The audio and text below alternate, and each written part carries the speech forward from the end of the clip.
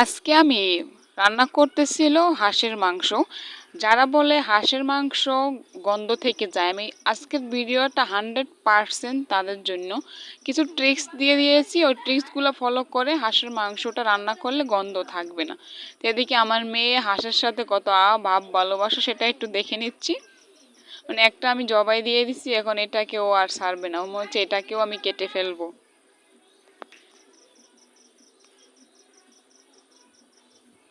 যদি ভালো লেগে থাকে অবশ্যই আমার চ্যানেলটা সাবস্ক্রাইব করবেন এবং ভিডিওগুলো লাইক করে কমেন্ট করে অবশ্যই আমাকে সহযোগিতা করবেন এবং শেয়ার করে দিবেন।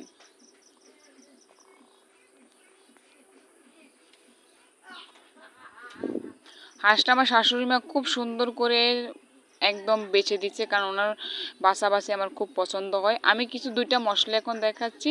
খালি কিছু মরিচ এইরকম লালচে করে টেলে নিতে হবে, একদম বেশি কালো কালো করে টালা যাবে না, একটু সামান্য টালা হলে হবে।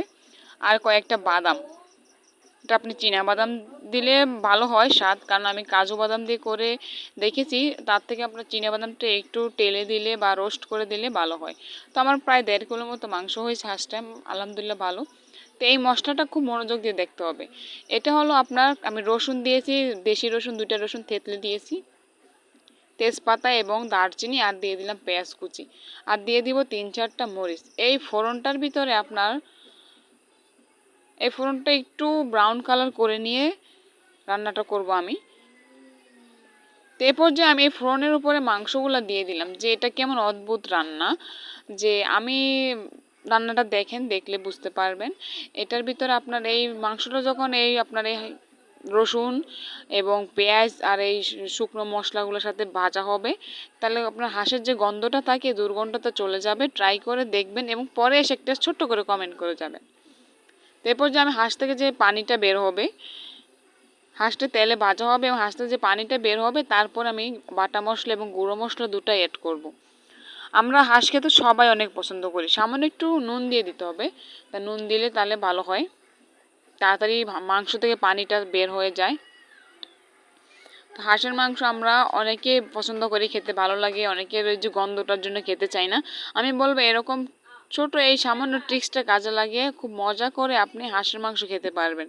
তো আমার এরপর যে গুঁড়ো মশলা দিয়ে দিব, হাঁস থেকে পানি চলে আসছে মাংস থেকে, তো হলুদ গুঁড়ো দিয়ে দিলাম, আর দিয়ে দিব জিরার গুঁড়ো। আমি এখানে আপনার এই চিলি ফ্লেক্স, আমি গরুর গোস্ত, দেশি হাঁস মুরগির গোস্ততে এই চিলি ফ্লেক্সটা ব্যবহার করে, এতে স্বাদের অনেকটা পরিবর্তন হয়। তো মশলাগুলো আমি রেডি করেছি, বাটাবাটি করতে ভিডিওটা বড় হয়ে যায়, এই জন্য আমি দেখাই নাই। তা আদা রসুন বাটা আর মাঝারি সাইজে একটা পেঁয়াজ বাটা এটা দিয়ে দিলাম।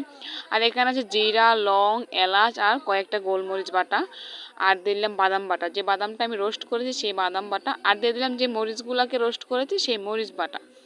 এতে আপনার টেস্টটা এত পরিমাণ ভালো হবে যে আপনি হাঁসের মাংসের প্রতি প্রেমে পড়ে যাবেন, যে আমি বারবার করে খাই। আমি এভাবে করে খাই, কারণ আমি অনেকভাবে ট্রাই করে মানে ফাইনালি এইটাকে আমি চুজ করে রেখেছি আমার পরিবারের জন্য। আমি আর গুঁড়ো মরিচ দেব না, কারণ চিলি ফ্লেক্স দিয়েছি আর ওই যে টালা মরিচটা দিয়েছি, এটা ভালো একটা সুগন্ধ আসবে। এরপর যে মাংসের যে পানি আসছে ওই পানি দিয়ে কষিয়ে নিলাম। কষানো হয়ে গেলে আমি গরম পানি দিব, 1 কাপ পরিমাণ গরম পানি দিব। হাঁসের মাংস, দেশি মুরগি, হাঁস মুরগি এবং গরুর মাংস এইসব রান্না করলে একটু গরম পানি আলাদা করে নিলে সুবিধা হয়, এতে মাংসের স্বাদটা ভালো থাকে। তো পানি দিয়ে কষানো হয়ে গেছে, এই পর্যায়ে আমি আরও বেশি করে পানি দিয়ে দিব। মাংসটা আপনি যত ভালো করে কষাবেন মাংসের স্বাদ তত ভালো আসবে। তো এই পর্যায়ে আবার আমি গরম পানি দিয়ে দিলাম। গরম পানি দিয়ে আমি পুরো রান্নাটা শেষ করি। আগেই বলছে যে দেশি হাঁস মুরগি এবং গরুর গোস্ত আমি গরম পানি দিয়ে করি, কারণ ঝোলটা যখন মাঝামাঝি চলে আসছে এই পর্যায়ে আমি কিছু গরম মশলা দিব। গরম মশলার ভিতরে আছে আপনার দারচিনি, এলাচ, লং, গোলমরিচ এবং জয়ফল আর জয়ত্রী আর জিরে, এগুলো দিয়ে আমি বাসায় যে মশলাগুলো আমার থাকে ওটা দিয়ে গরম মশলা করে নিয়েছিলাম। তা আপনারাও করে নিতে পারেন আপনার বাসায় যেই কয়টা মশলা আসে। তো এই পর্যায়ে আমার মাংসটা হয়ে গেছে, নামিয়ে নিব, কারণ আমি পিঠা দিয়ে খাবো। তো কয়েকটা খোলা জালি পিঠাও বানিয়ে নিলাম। খোলা জালি পিঠার রেসিপিটা আমার চ্যানেলে আছে, ভালো লাগলে অবশ্যই দেখে আসবেন। আর সবাই আমার চ্যানেলটা সাবস্ক্রাইব করে অবশ্যই আমাকে সহযোগিতা করবেন। সবাইকে সবার সুস্থতা